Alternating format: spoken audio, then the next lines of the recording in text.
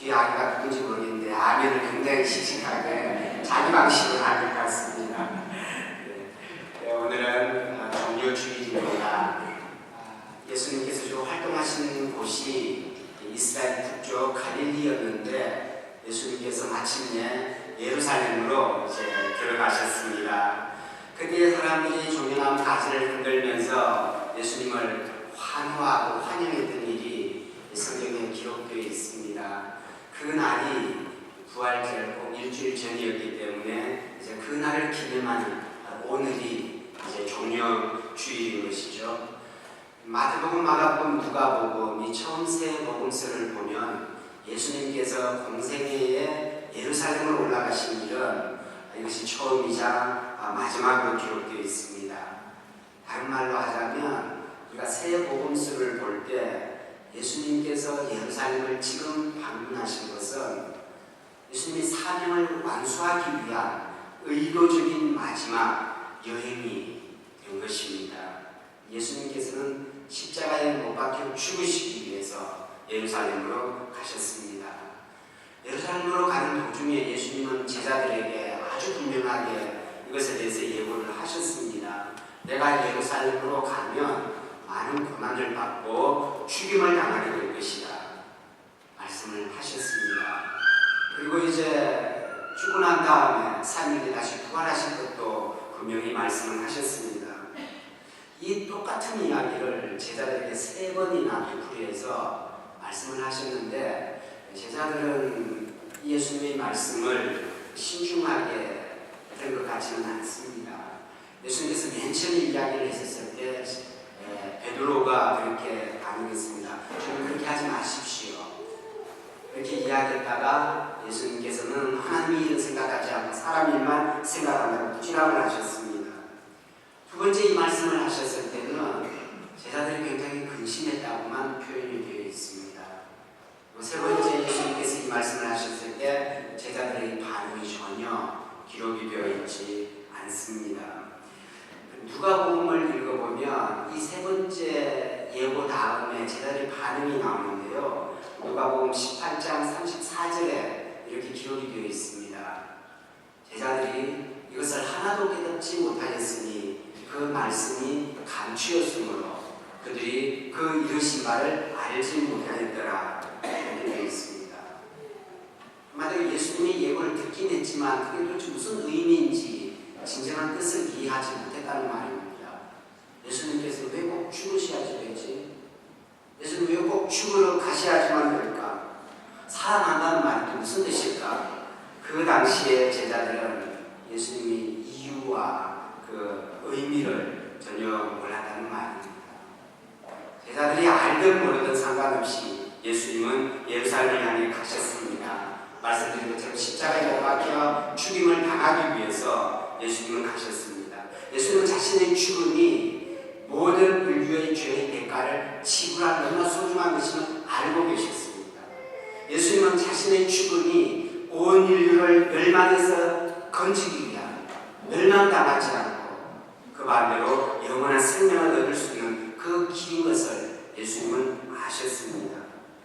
예수님은 자신의 십자가에서 죽고 부활하시는 것이 이렇게 제한된 인생을 살다가 이 한이 있는 세상에서 영원한 하나님으로 나라로 가는 그 유일한 길에 아주 굳게 닫힌 문을 여는 일이 바로 당신의 죽음과 부활이라는 것을 예수님은 알고 계셨습니다. 그렇기 때문에 예수님은 이 길을 가지 않을 수가 없었습니다.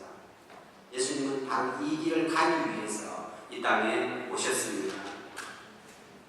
오늘 우리가 마태복음 21장 예수님이 예루살렘성을 입성하신 부분을 우리가 함께 읽지는 않았습니다만 여러분들은 그 장면을 아마 대부분 알고 계시리라 믿습니다. 어떻게 예수님께서 예루살렘 성문을 들어가시는지 여러분 어느 정도 알고 계십니다. 예수님은 작은 나귀를 타고 성 안으로 들어가십니다. 여러분 예수님은 평생 언제나 걸어 다니셨습니다. 그 당시에 성인들이 여행할 때 늘 그렇듯이 그걸 타고 다니지를 않으셨습니다. 걸어서 여행하셨고 지금도 예루살렘 성 안으로 들어갈 때 걸어 들어갈 수도 있었는데 그런데 예수님은 작은 어린 나귀를 구해서 타고 들어가십니다. 그냥 하시는 일이 아니라 그냥 그래 봐도 되는데 그렇게 하신 것은 바로 스가랴 선지자가 오래전에 예언한 말씀을 이루기 위한 것이었습니다. 지금 갑자기 생각나서 그렇게 해야 되겠다는 것이 아니라 무려 500년 전에 예언된 그 말씀 그대로, 그리고 굉장히 오래전에 계획된 대로 예수님은 그렇게 나귀를 타고 들어가시죠.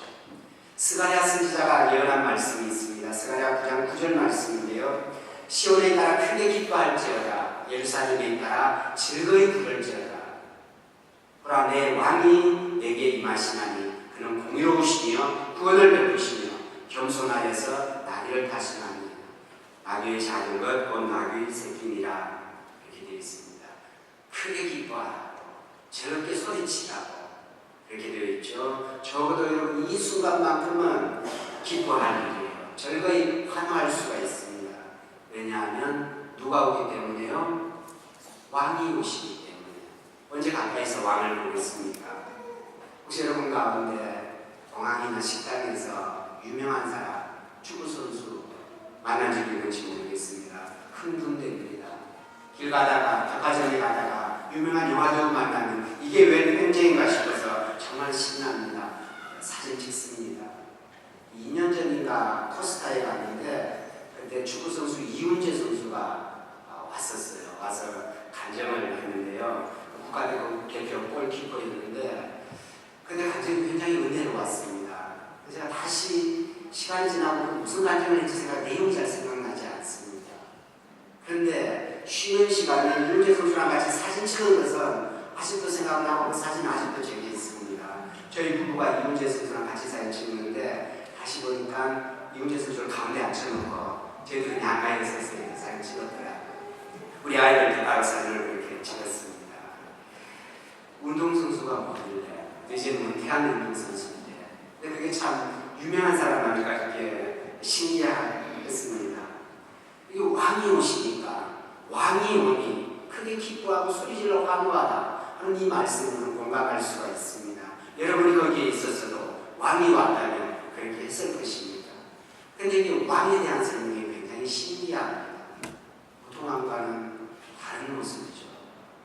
평화의 왕, 겸손한 왕, 구원을 베푸시는 왕이라고 되어 있습니다. 여러분 참 다른 왕이긴 하지만 그럼에도 불구하고 그는 왕입니다. 다른 신분이 아니라 왕이세요. 아무리 겸손해도 왕은 왕입니다. 왕은 통치하는 자이고 다스리는 자입니다. 우리가 종료주의를 지내는 것은 이것이 가장 큰 교훈이라고 생각을 합니다. 예수님은 여전히 우리에게 왕이시라는 사실입니다. 우리를 지배하고 우리의 삶을 다스릴 진짜 왕이 바로 예수님이십니다. 그래서 저는 여러분에게 질문하고 싶습니다. 예수님이 현재 여러분의 삶에 왕이 되시느냐고.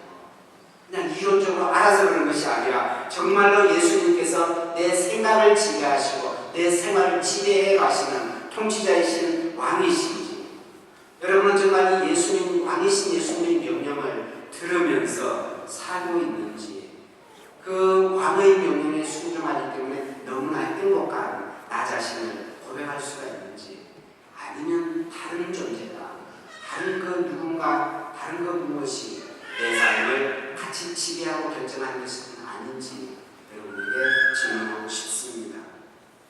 오늘 우리가 함께 읽었던 그 짧은 말씀은 이 문제를 이야기하고 있습니다. 왕이신 예수님을 거부한 예루살렘의 문제가 여기에 나와 있습니다. 예수님께서 이렇게 예루살렘 성에 들어가셔서 이제 금요일까지 6일 동안 지내시면서 중요한 일들을 많이 하셨습니다. 맨 먼저 성전에 들어가셔서 성전의 장사꾼들을 내쫓으시면서 성전 본래의 목적을 이렇게 회복해 주셨죠. 그리고 성전 안에서나 길가에서나 다른 사람의 집에서나 사람들을 가르쳐 주셨습니다. 이 며칠 동안 가르쳐 주신 예수님의 말씀이 얼마나 중요한지, 얼마나 귀한 것인지 우리는 성경을 읽으면서 그것을 알 수가 있습니다. 길을 가시다가 길가에 무화과 나무가 있는데 잎은 무성한데 열매가 하나도 없는 것을 보시면서 탄식하시면서 그 무화과를 저주해서 마르게 하는 일도 있습니다. 어떤 여인이 예수님께 와서 향유를 부었습니다. 제자들은 값비싼 걸 남겨가고 남으랐지만 예수님은 그 여인의 믿음을 칭찬하셨습니다. 우리가 다 아는 대로 예수님은 제자들과 마지막 날 저녁 식사하시면서 성찬식을 제정하기도 하셨습니다. 마태복음에는 나와 있지 않지만 누가복음에만 나와 있는 한 구절을 우리가 또 기억을 할 수가 있습니다. 바로 오늘 예수님께서 나귀를 타고 예루살렘 성 안으로 걸어 들어가신 그때의 한 장면이 이렇게 기록되어 있습니다. 누가복음 19장 41절에서 44절 말씀입니다. 가까이 오사 성을 보시고 우시며 이르시되 너도 오늘 평안에 관한 일을 알았더라면 주얼 떠나였거니와 지금 내 눈에 숨겨졌도다. 날이 이른지라 내 원수들이 토둔을 쌓고 너를 불러 사면을 가두고 또 너와 그 가운데 있는 내 자식들을 땅에 내어치며 돌 하나도 돌 위에 남기지 아니하리니 이는 내가 보살핌 받는 날을 알지 못함을 인함이니라 하시니라. 그렇게 기록하고 있습니다. 대단히 드문 기록이 있습니다. 예수님께서 우셨다. 예수님께서는 예루살렘 성을 보시면서 눈물을 흘리셨습니다. 무엇을 보셨기에 우셨을까요? 그곳에 살고 있는 사람은 정작 아무것도 느끼지 못하고 하루 그냥 살아가고 있는데 예수님은 무엇을 보시고 무엇을 아시기 때문에 예루살렘을 보시면서 눈에 눈물이 흘렀을까요? 방금 읽었던 말씀을 보면 제일 먼저 곧 닥칠 재앙이 먼저 우리 눈에 띄게 됩니다. 원수들이 올 것이라고, 토담을 쌓고 예루살렘 성을 포위하게 될 것이라고. 그래서 그 성이 초토화 되어서 자식들이 땅에 메어던져지고 많은 사람들이 비참한 죽음을 겪게 될 것이라고. 그래서 이 거룩한 도시 예루살렘은 엄청난 재난과 고통을 겪게 될 것이고, 심지어 건물이 다 산산조각나고 부서져서 돌 하나 돌 위에 남지 않을 정도라고 그렇게 말합니다. 여러분, 이 예수님의 예고가 40년 뒤에 정확하게 이루어졌습니다. 로마 군대가 몇 년 동안 예루살렘을 함락하기 위해서 전쟁을 벌이다가 그래서 마침내 이스라엘 역사상 가장 잔인하게 예루살렘 성이 함락이 됩니다. 그것이 서기 70년의 일이었습니다.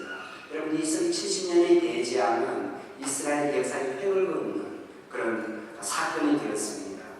근데 예수님께서 그 성을 보시면서 40년 뒤에 일어날 그 재앙만 생각하고 보시면서 우시는 것이 아니었습니다. 그런 물리적인 재앙뿐만이 아니라 예루살렘의 영적인 상태가 예수님의 마음을 정말 아프게 했습니다.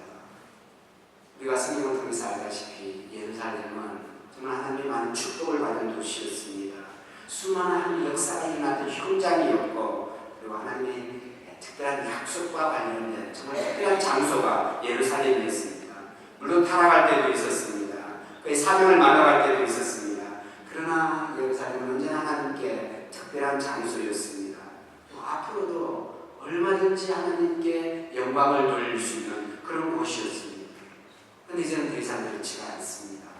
다른 어떤 대도시보다 못지않게 정말 형편없는 그런 곳이 되었기 때문에 예수님의 눈물이 흘렀던 것입니다. 예루살렘아 예루살렘아 선지자들을 죽이고 내게 파송된 자를 돌로 치는 자야. 오늘 말씀을 듣기 시작합니다. 과거의 예루살렘이 그런 적이 있었습니다. 정말 신앙적으로 부패해서 그들은 하나님을 믿지만 정말 하나님 신앙님만 골라서 했던 그런 예루살렘인데 바로 지금도 다시 그 일이 되풀이되고 있습니다. 하나님의 아들 독생자가 이 땅에 왔는데 그 하나님의 아들을 죽이려고 하고 있습니다. 그를 십자가에 못 박으라고 소리를 지를 것입니다. 예수님께서 말씀하시죠. 암탉이 그 새끼를 날간에 모아서 보호하는 것 같이 내가 내 자녀들을 모으려고 하더니 몇 번이나 되었느냐. 그러나 너희들이 그것을 원하지 않았다. 그렇게 말하고 있습니다. 여러분, 어린 병아리가 어떻게 혼자 힘으로 살아갈 수 있습니까? 어미닭이 사람을 살피면서 병아리를 보호합니다. 조금이라도 위험한 일이 닥치면 날개를 펴서 그 새끼를 날개 안에 품습니다. 어미닭의 몸에 위험이 오고 심지어 목숨이 위험이 온다 할지라도 새끼를 날개 안에 품고 있습니다. 보호하고 그렇게 살리고 있는 것이죠. 하나님께서 그렇게 하시겠다고 하나님의 사랑과 인도하심과 보호하심으로 너희를 보호하겠다고 하나님은 제안하시지만 예루살렘은 거절하고 있습니다. 싫어합니다. 원하지 않습니다. 하나님 없이 사는 것이 더 좋다고 이야기하죠.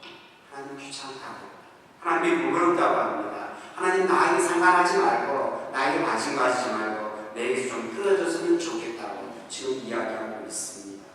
그래서 예루살렘은 하나님이 특별히 보내주신 이 평화의 왕, 겸손의 왕, 구원하시는 왕, 왕중의 왕을 거부하게 됩니다.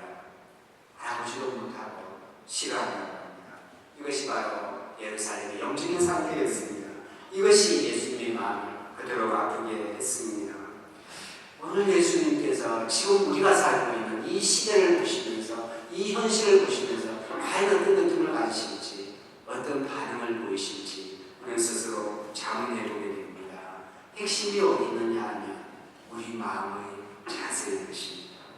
우리는 지금 하나님이 나를 다스리는 것을 원하고 있는지, 하나님께서 우리를 보호하시겠다고 펼쳐주시는 날개를 우리가 인식하고 깨닫고 있는지, 그런 것을 감사하면서 받고 있는지, 그것이 문제입니다. 그렇다면 우리가 하나님의 보호를 이해하고 알고 감사하게 받아들인다면 하나님은 너무나 기뻐하실 것입니다. 그러나 우리가 그렇지 않다면 오늘 이 성경에 나와 있는 말씀처럼 그러나 내가 그것을 원하지 않았도다 하는 그것이 우리의 상태라면 우리 정말 심각한 그런 상태에 있는 것입니다. 여러분, 우리는 참 희한한 시대에 살고 있습니다. 어떻게 대단히 역설적인 그런 시대에 살고 있습니다. 어느 때보다 문명과 기술이 발달해서 정말 편하게 살고 있습니다. 대부분의 일들을 기계가 해주고 있습니다. 우리가 원하는 것들, 우리가 알고 싶은 것들은 정말 손바닥 안에 다 가지고 있습니다. 원하는 지식과 정보가 이 작은 것 안에 다 있고, 놀고 즐길 것 내가 원하면 얼마든지 얻을 수가 있습니다. 그럼에도 불구하고 이렇게 편하고 좋은 세상에 사람들은 가장 외롭고 신경질적으로 되어 있습니다. 사랑과 우정이 없지는 않지만 그것이 얼마나 형식적인지, 얼마나 사구려인지, 그리고 허약하게 그지 없습니다. 언제 무너질지 모릅니다. 인간관계는 어제까지 너무 좋아서 축복 노사한다고 하지만 오늘은 돌아서 남이 되고 원수가 되고 합니다. 안전한 세상인 것 같지만 어쩌면 가장 불안전하고 불확실한 시대에 우리가 살아가고 있습니다. 지난 주간에 한국이 추락사고를 통해서 우리가 정말 어떤 시대에 살고 있는지를 우리는 절감하게 되었습니다. 인간이 보통 생각하는 상상의 한계를 뛰어넘어서 이런 일들 앞에서 우리는 아직도 마음이 자실하게 이렇게 서 있습니다. 우리는 이 시간을 빌어서 정말 하나님의 위로를 빌기를 원합니다. 아무 잘못도 없이 생명을 잃은 그 희생자들과 그들의 유족들에게 하나님의 큰 위로가 있기를 바라죠. 유족뿐만 아니라 이 일과 직접 간접적으로 연결되는 수많은 사람들과 또 단체들에게도 하나님의 긍휼하심과 위로하심이 있기를 바랍니다. 그리고 지금도 그 사고 현장에서 굉장히 힘들게 일하고 있는 그 벨무스 크라프트에게도 하나님께서 힘주시기를 원합니다. 정말 그런 것인지, 정말 한 사람의 병적인 생각이 이 엄청난 일의 원인인지, 훗날 이 사건의 원인이 어떻게 완전하게 밝혀질지 모르겠습니다만 정말 그 한 사람을 지배한 것이 통제할 수 없는 그 어떤 질환이 원인인지 모르겠습니다만 우선 우리에게 필요한 것은 하나님의 크신 위로일 것 같습니다. 여러분 방송을 통해서 보셨겠지만 그 루프트한자의 CEO인 칼슨 수고 씨가 그러면서 강조하는 것이 정말 이 세상에서 가장 안전하다고 할 수 있는 것이 우리 항공사입니다. 그 회사와 자회사예요. 정말 가장 자랑스럽게 내놓을 수 있는 것이 우리 루프트한자의 조종사들입니다. 우리가 인정합니다. 그게 맞습니다. 그렇기 때문에 바로 그런 곳에서 그런 것을 통해서 일어나는 어처구니없는 사건이다 보니 그것이 너무나 역설적으로 우리에게 다가오는 것입니다. 우리는 다시금 우리를 향해서 말씀해 주시는 하나님의 음성을 듣기를 원합니다. 우리에게 하나님의 말씀이 필요합니다. 우리가 안전하게 살기 위해서가 아닙니다. 우리가 좀 더 행복하게 잘 살기 위해서가 아니고 우리가 좀 더 축복을 누리면서 살아가기 살아보자고 하나님의 말씀이 필요한 것이 아닙니다. 삶이라는 것이 도대체 무엇인지, 삶의 의미가 무엇인지 그것을 우리는 분명하게 알기 위해서 우리 하나님의 말씀을 듣기를 원합니다. 우리는 알고 있습니다. 하나님을 통하지 않고서는 이 지식에 도달할 수 없다는 것을. 우리의 생명이 하나님을 통해서 주어졌고 하나님의 섭리 안에서 우리의 생명이 펼쳐지고 이 생명이 끝날 때 우리 모두는 예외 없이 하나님 앞에 서야 하는 존재, 거기서 삶을 결산하는 존재인 것을 알기 때문에, 그리고 이 삶 너머에 영원한 하나님의 나라가 계속될 것을 우리가 믿기 때문에 그렇습니다. 그래서 우리는 하나님을 통해서만 이 땅에 사는 삶의 참된 의미를 발견할 수 있기 때문에 하나님의 음성이 필요합니다. 오늘 하나님은 우리에게 말씀하십니다. 내가 너희를 내 날개 아래 보호하겠다고. 나는 너희에게 내가 줄 수 있는 가장 좋은 것을 너희에게 주겠다고 말씀하십니다. 우리는 그것을 받아들이기만 하면 됩니다. 받아들일 수 있다는 가장 탁월한 선택을 한 것입니다.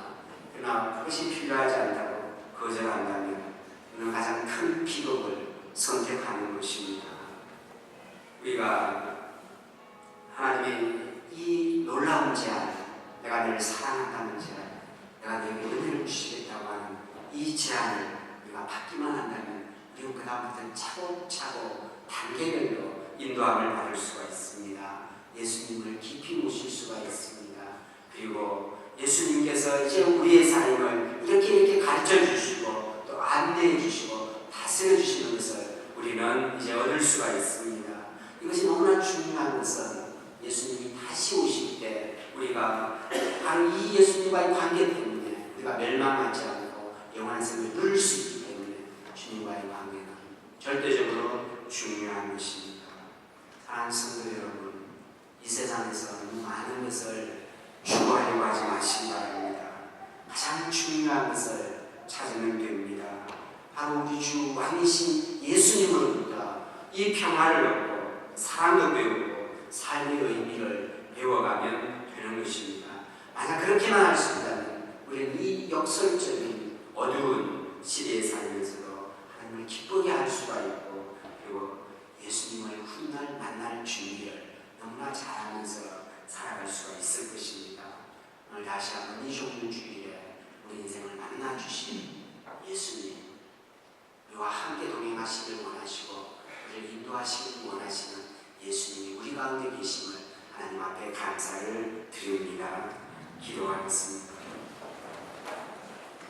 하나님 아버지, 종려주일을 지나면서 예수 나의 왕이심을 다시 고백하게 하시니 감사합니다. 오늘 예배 이후에 우리의 생활 속에, 우리의 현실 속에 예수님께서 왕으로 일할 수 있는 영적인 공간이 우리의 삶 가운데 확실하게 보장될 수 있도록 하나님 저희를 인도하여 주시옵소서. 인생의 가릴길마다 주님의 음성을 들을 수 있게 하여 주시고 일상 속에서도 주님을 바라보면서 하나님 뜻을 이루어가면서 살아가는 참된 그리스도인이 살게 되도록 주님 우리 삶 속에 계속 계시고 저희를 인도하여 주시옵소서. 예수님 귀하신 이름으로 기도드리옵나이다.